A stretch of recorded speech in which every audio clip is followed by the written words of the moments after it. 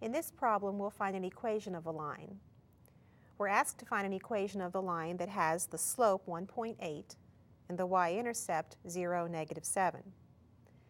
Now, any non-vertical line, and this one is non-vertical because it has a slope that does exist and is defined, has an equation of the form y equals mx plus b, or it can be written in this kind of form, where m is the slope and b is the y-intercept, or the y-coordinate of the y-intercept.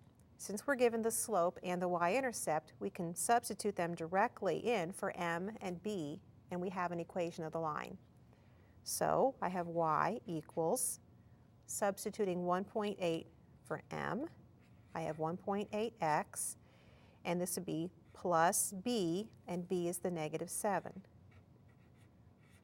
Now this is more commonly written as y equals 1.8x minus 7, and that's the equation of that line.